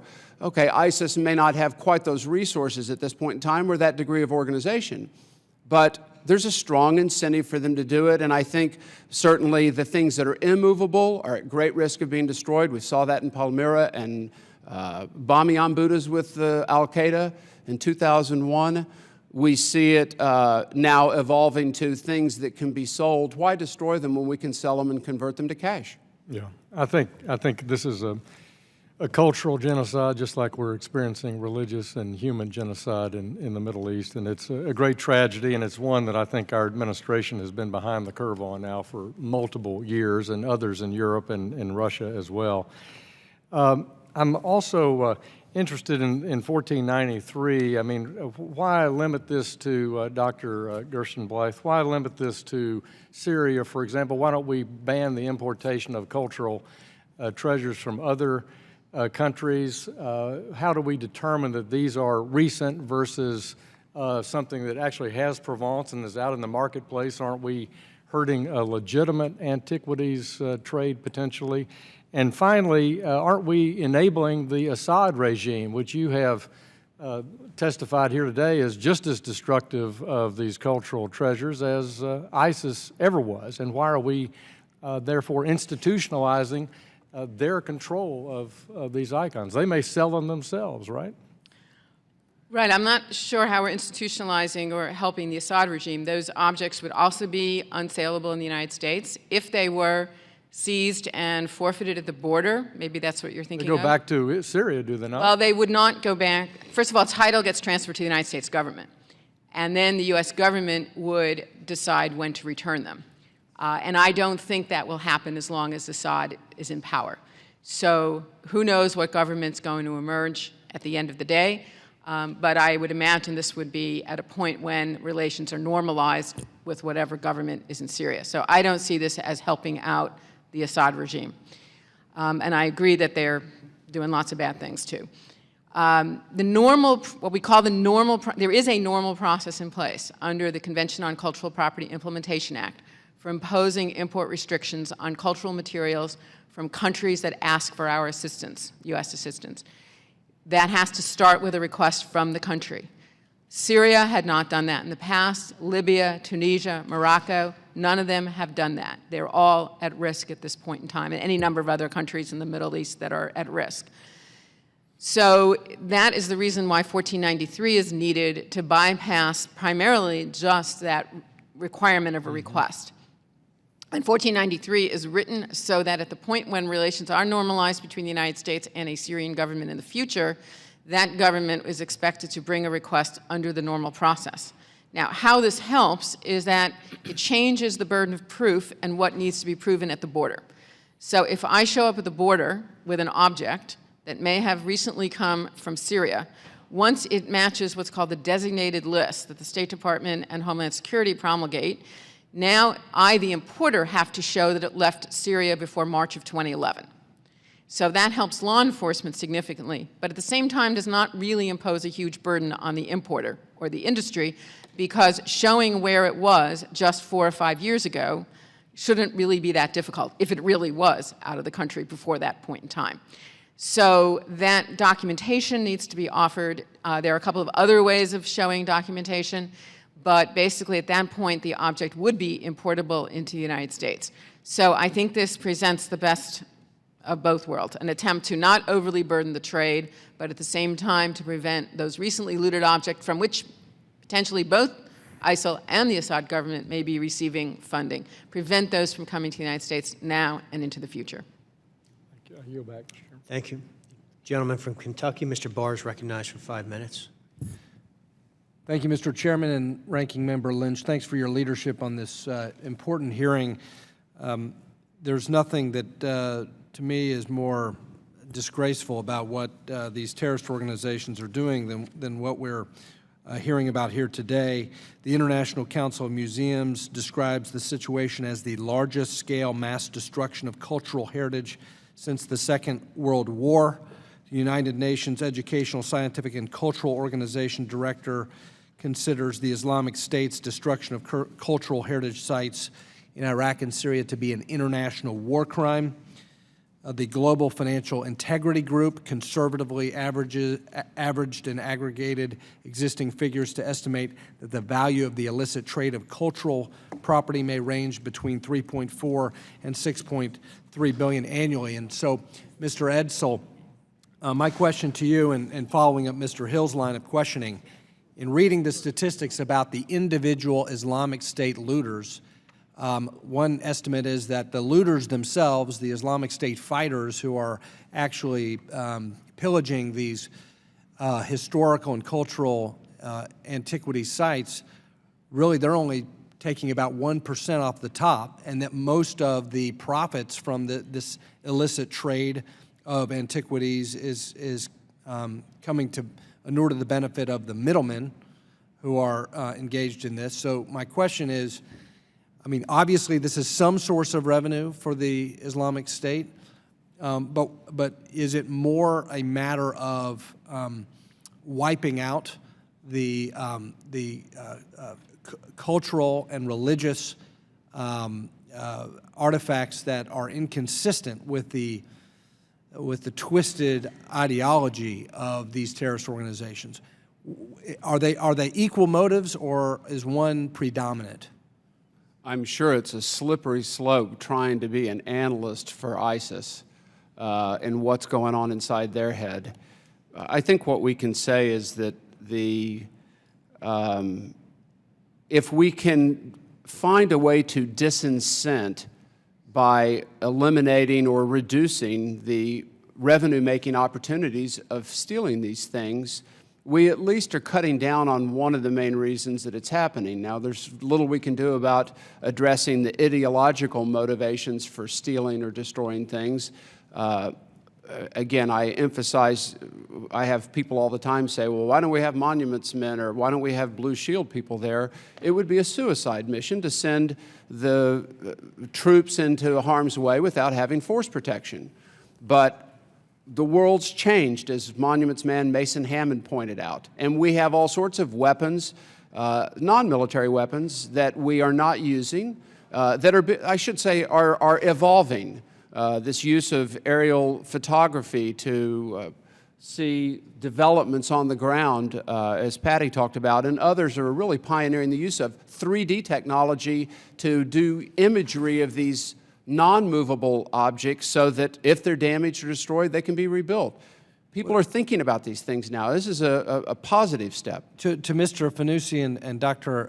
Gerstenblith, you all both mentioned in your testimony potential ways to disrupt the illicit trade of antiquities, applying additional terror sanctions by the Treasury Office of Foreign Asset Control against antiquities smugglers and buyers, also the Royce-Engel bill on import restrictions on Syrian antiquities. What is the best approach to diminishing the demand for these looted antiquities? An all-of-the-above approach? Mm-hmm. Yeah, I mean, I think all of the above, in the sense that, you know, we've made quite a few recommendations that you know, can be used from different angles. I think when you talk about sanctions, I think what we're trying to get at is, you know, there's a difference between the threat of prosecution and the threat of having your assets seized, or the assets of, you know, of people close to you. And so sanctions, even though being a bit of a bold move, provide a potentially greater incentive. You know, I mean, it's a tool that we use, and you can debate how effective it is, but it's a tool that we use. Well, in my remaining time, if I could just editorialize a little bit here, I appreciate the advocacy for sanctions. I agree with you. I support the Royce legislation. But because the motivation is not entirely profit-driven and financing-driven, and because it's an evil, toxic ideology we're talking about here, ultimately, the only way that we're going to be able to protect these antiquities is to take back the territory that these radical jihadists control. And ultimately, that's going to have to happen in order for us to, in the long run, preserve and protect these sacred sites. And with that, I yield back.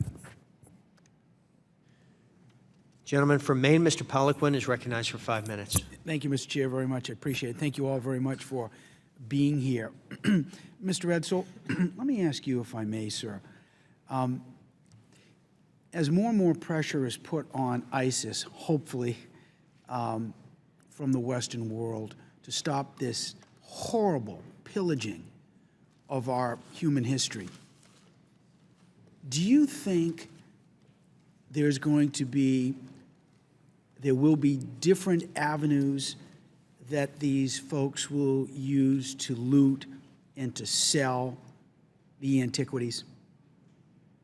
Different than what they're doing now? Yes. Can you look down the road and extrapolate for us here, as more pressure is put on the combatants in this part of the world, what their reaction will be when it comes to funding their terrorist activities using this source of funding? Well, if we're successful in Syria and Iraq, I think I agree with Patty. I mean, our focus shouldn't be on what to do now, because we already ceded that opportunity away once ISIS gained control of these areas.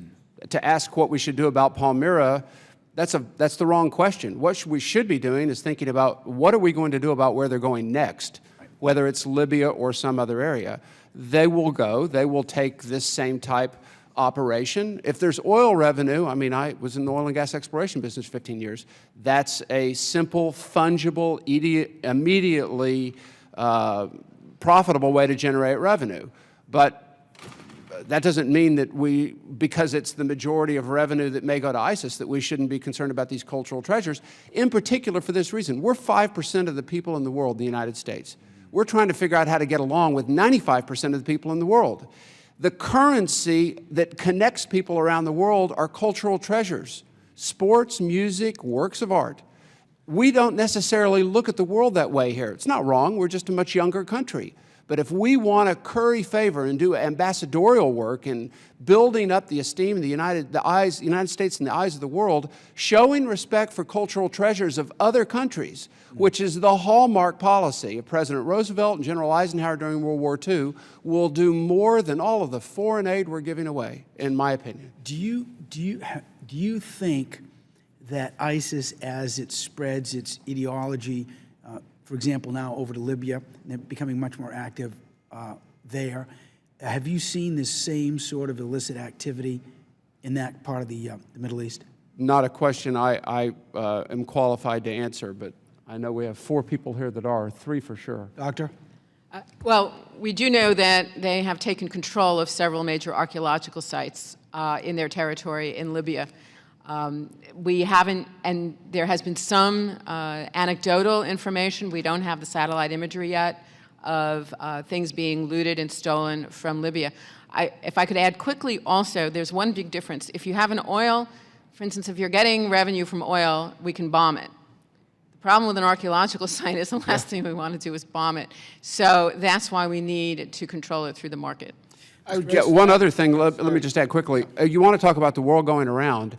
The areas that are of concern in Libya are the very areas that the very first monuments men started work in 1943 in North Africa, in Leptis Magnum and other areas. So we're right back to where we began some 70 years ago. Mr. Edsel, do you think that purchasers of this artwork, this Antiquities, these pieces in America, are they aware? Let me rephrase that, sir. Do you know of illicit artifacts having been purchased by Americans? Of illicit artifacts, not necessarily from this area, yes. From the area that we're talking about in a contemporary sense of antiquities, I don't have any personal knowledge, no. Mm-hmm. Anybody else on the panel answer that question? What I'm specifically looking to find is when folks purchase this type of three-dimensional artwork here in America, what's the probability of them knowing that, in fact, it has not been obtained through illegal activities? So I can comment on the good faith market, and clearly there's a good faith market and a not good faith market like in any other sector. The good faith market is trying as hard as they can to avoid acquiring or selling or taking as gifts implicated assets. Today, there have been different eras in the art world as the world has matured around these issues. There's no question at the same time that things fall through the cracks despite the good faith efforts. Now, you're talking about good faith efforts of Americans and dealers here in this country? And the European market as well, correct. So everyone who's acting in good faith, the credible sectors of the market, are doing their best to ferret out problematic assets in an environment where the information is limited and often inaccurate. Can you think of another way where we can avoid the heavy hand of the U.S. government getting involved to help in some way these folks make sure that their good faith effort is supported? So the analogy I would use, and I know you're hearing a constant theme in my comments because I really think it's the answer. If we look to the pharmaceutical industry, for example, which 20 years ago had enormous problems of adulterated drugs, still somewhat of a problem today, but it's far better than it was. And it wasn't until the entire supply and distribution chain, as we would use different words in the art world, came together and created systemic solutions that enabled assuring the integrity of the object. So here we have the same dynamic in certain ways. We have ideological motivations that are trying to eradicate identity. And I suppose at the same time they're saying, well, as long as we've torn it down, instead of burning it or destroying it, let's go sell it to get some money to further our terrorism. And that then takes it into the trade. And so a lot of the ideas are multidimensional and good ones on how do we, boots on the ground, so to speak, or at the site, prevent the ideological destruction. And then how do we create lots of different barriers that ultimately de-incentivize everyone in the trade and the sequence from monetizing around that asset. Thank you very much. Appreciate it. Thank you, Mr. Chair. Gentleman from Ohio, Mr. Stivers, is recognized for 5 minutes. Thank you, and a lot of great questions have already been asked, and I'd like to follow on to some of those questions. And I've got a question for Mr. Fanucci. You said in your statement that if we could make declaring antiquities, looting, and cultural property crime a national security priority, we could really start to reform things, and that we need to make it an intelligence and law enforcement priority. How would we go about doing it? Is that just an executive action? Do you think there's a law that's required to make that happen? How could we make that happen quickly? Well, one of the key things is where we put our resources to lead the effort. I mean, we already have institutions and agencies who are operating and dealing with this issue, but we should have probably greater resources towards some of those elements. So, for example, I mean, State Department is, has a huge role in this. The issue of sort of cultural diplomacy is something that we could, the institutions for cultural diplomacy, we could leverage more. A lot of what we've talked about goes to public perception. So there's the potential for us to emphasize and highlight in our diplomacy this issue, the cultural issue, the cultural property issue. If you think about, someone mentioned earlier, blood diamonds, and you could also think about wildlife trafficking and the fur industry, right? These are industries where there's some, you can think about, you have a cozy, an animal, or you have something that people are very familiar with because they deal with them every day, diamonds. But we don't have that in the same sense with antiquities. So I think we really need to raise the level, and state has the potential to do that. I'd also say in DHS, within Customs, within ICE, you already have units which are dedicated to finding out if individuals coming into the country are involved in human rights abuses. So that's a structure that we could elevate for due diligence for people who may be dealing with, maybe bringing antiquities into the country. So we have, within our government, I think a lot of the arteries that could do this. At the NSC, at the National Security Council, there's the opportunity there to have greater coordination. So I know we've already spoken a little bit about the legislation, but as someone who's a former government person who's seen how the NSC operates, there's definitely opportunity there within that body to help coordinate some of these efforts. So we have talked a little bit with other members earlier about the legislation that is pending that would, ban importation of certain Syrian antiquities. What are from the perspective of the panel, what other legislative proposals, you talked about pedigree earlier, for lack of a better word, or, getting the recent ownership of some antiquities and art trading. What other legislative proposals should be pursued if we're going to get at this problem? Well, H.R. 2285 is already, I think it's already been reported out of the Homeland Security Committee. That would, it's no new law, but it would streamline the way Customs operates and would actually require the two parts of Homeland Security, the Customs and Border Protection and the Immigration and Customs Enforcement agencies, to work together, which they don't do terribly well, in this field at least. For instance, they have not rewritten the Customs Directive since 1990. Wow. Which is out of date. And so there are, in fact, several steps that could be taken. Beyond 2285, but not legislatively, for example, the number of ports through which art and antiquities could be imported could be restricted, so that the expertise would develop amongst customs agents to recognize things and to know the laws. I'm the first to admit this is a very obscure and narrow area of the law. And the number of people who can be trained, either as agents or among assistant United States attorneys, should be limited. And we can concentrate the expertise and therefore have better outcomes of lawsuits, criminal prosecutions, and the like. Is there are there any ports today that have some more expertise than others, or there a port that's more active? Well, New York, of course, is the most active, but because of that, I have been told anecdotally, for example, that until you declare something is worth at least $250,000, they don't inspect it. So I would say, and there are a couple of other ports in particular, in the South, there are a couple that mostly have things coming from Central and South America, like Houston, Santa Fe. The West Coast, things from Asia come to, say, San Francisco, LA. So it tends to, then sometimes people route things, though, through ports that don't have a lot of antiquities. For example, a group of Chinese antiquities were picked up through Alaska, where they probably don't have, I mean, geographically it makes sense, but they probably don't have the expertise and they're not accustomed to it.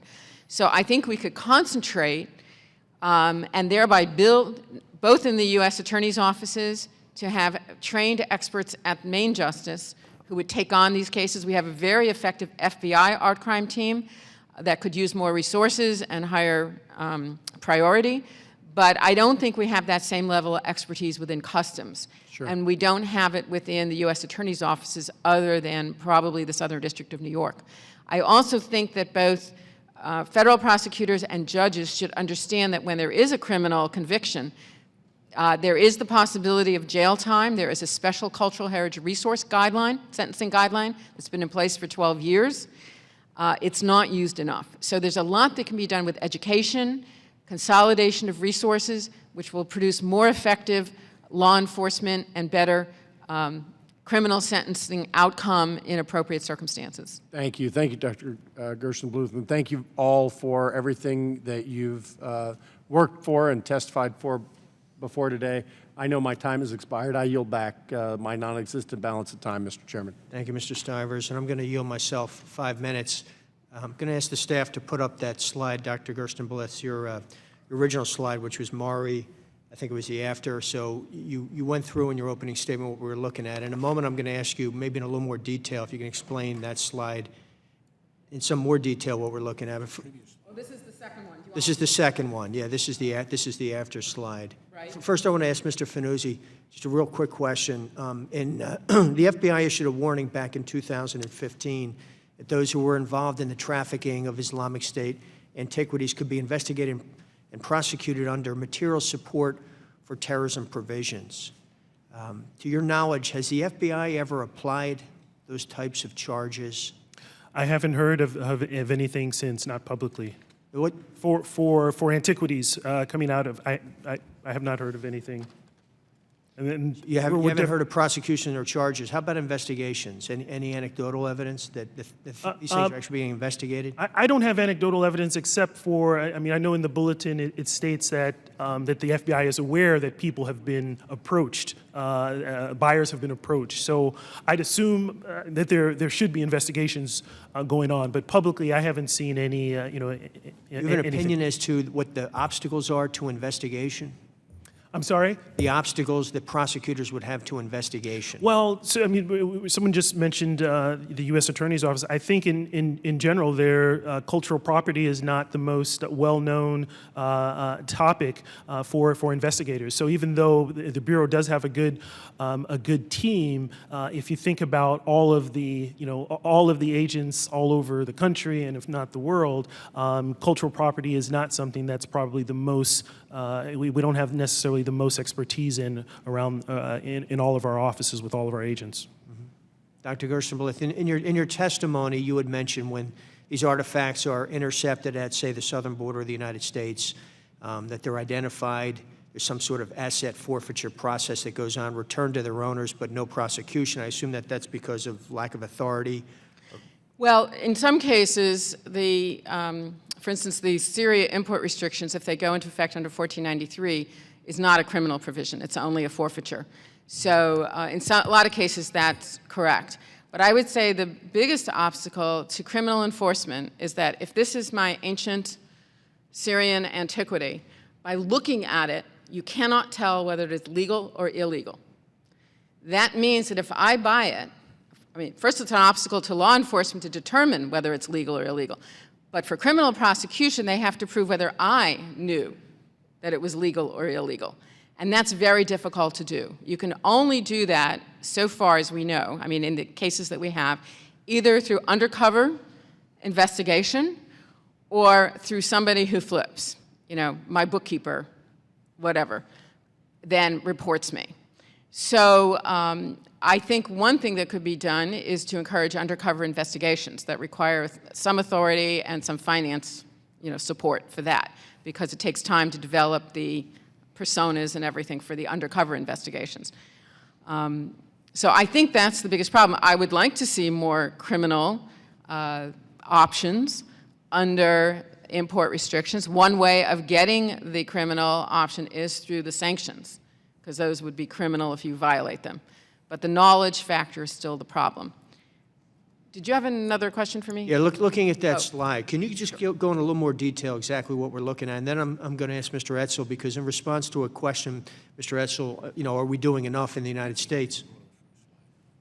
Yeah, want to go to the first slide? Is the first slide easier? Would that be better? No, this one, this one shows, the second one shows the looting. This one does not show much in the way, yeah. Okay. So the white structure is a palace of Zimri-Lim from the early part of the second millennium BCE.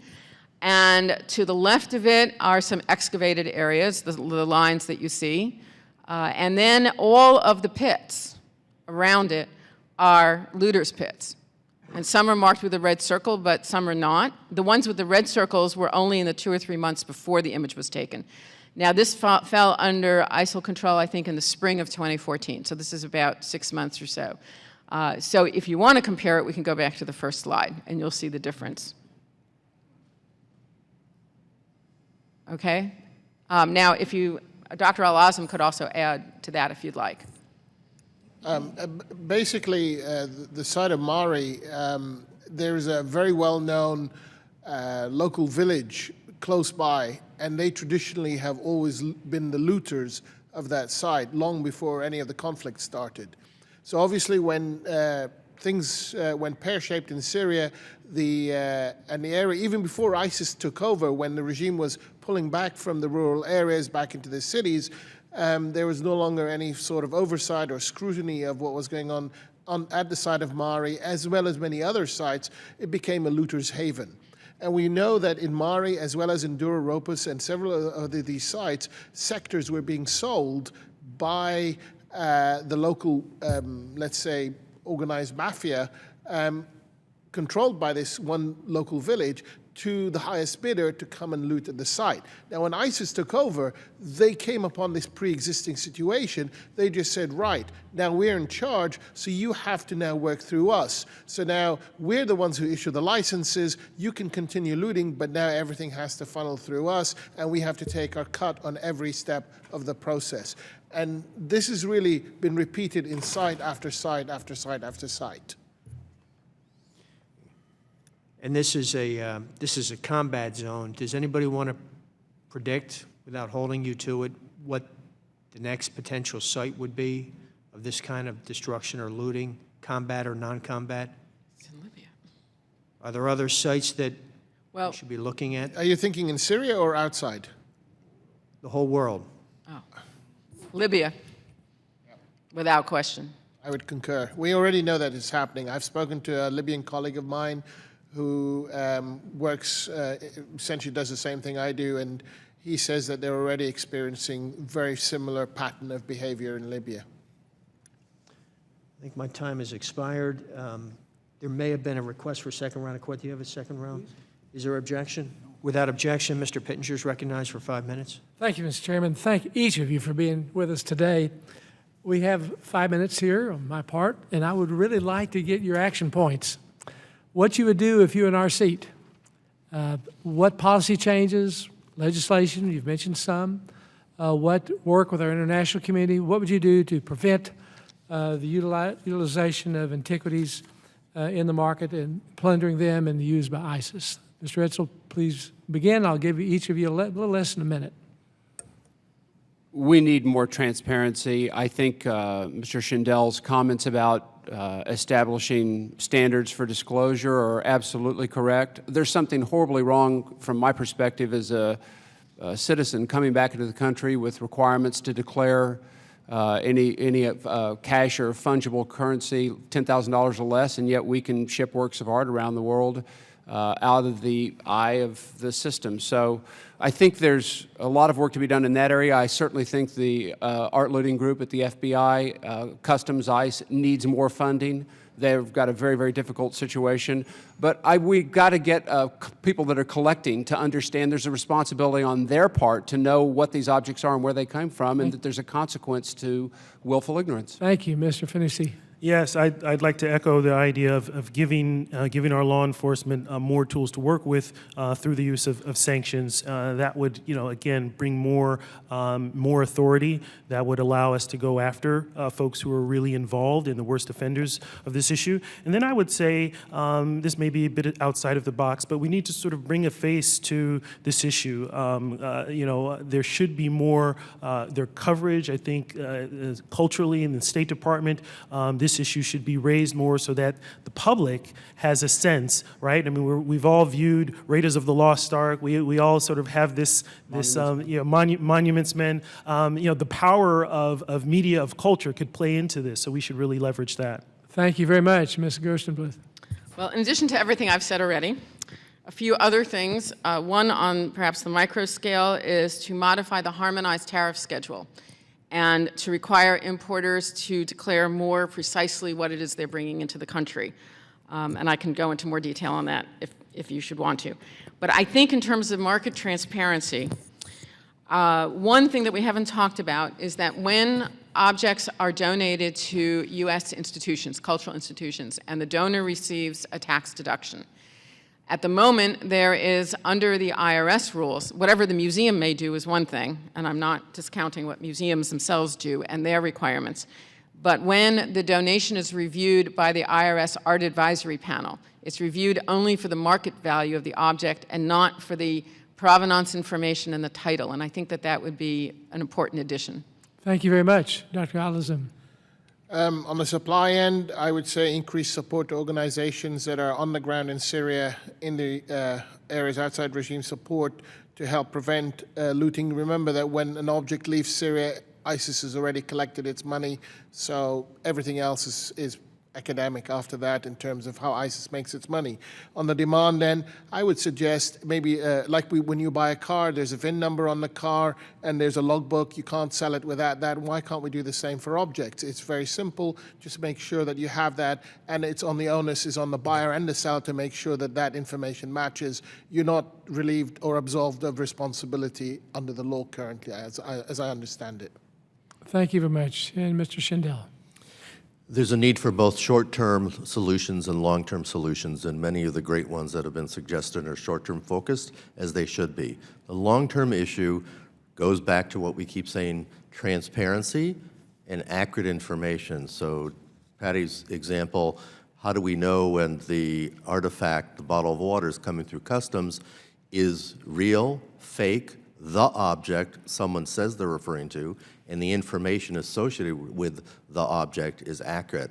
A clear way to intervene today is through the financial industry and sector because of the intersection of money and these objects, technology solutions which can put VIN numbers in effect on objects, although that's a very complex issue for sensitive objects where the integrity must be in place for decades, if not centuries, but technology can do that today.